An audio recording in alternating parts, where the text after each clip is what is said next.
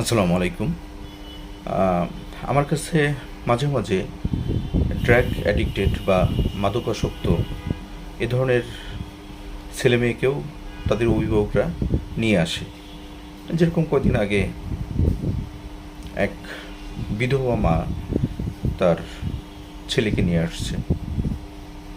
ছেলের বয়স 22 বা একটু বেশি হবে, কিন্তু সে মায়ের কথা চিন্তা না করে, মানে তার নিজের ভবিষ্যতের কথা চিন্তা না করে ছেলেটা এত বেশি মাদকাসক্ত যে এখন ঘরে তাকে রাখাই মুশকিল হয়ে গেছে।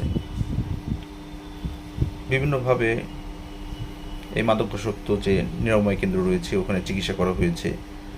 তারপরে আরও বিভিন্নভাবে বিভিন্ন ডাক্তারের কাছে মা নিয়ে যায়, কারণ একমাত্র সন্তান। ওই মহিলার আর কোনো বাচ্চা নেই, একটা ছেলে, স্বামী নাই। এখন এই অবস্থায় সে মারাত্মক দুশ্চিন্তায় পড়ে গেছে। কীভাবে ছেলেটাকে অন্তত একটা স্বাভাবিক জীবনে নিয়ে আসা, মানে তাকে আনা সম্ভব বা আনা যায় কি না। এজন্য এর আগে একদিন, প্রথম দিন আমার কাছে এসে কথা বলেছে যে আমার ছেলেটার এই অবস্থা, কিছু করা যায় কি না। আমি একটা কথা বলতে চাচ্ছি যে হোমিওপ্যাথিতে কয়েকটা ওষুধ রয়েছে, যে ওষুধগুলো প্রয়োগের মাধ্যমে এই যে ড্রাগ অ্যাডিক্টেড বা মাদকাসক্তর যে একটা নেশা বা তার যে এই যে এর প্রতি যে আসক্তি, এটা দূর করার কিছু ওষুধ রয়েছে।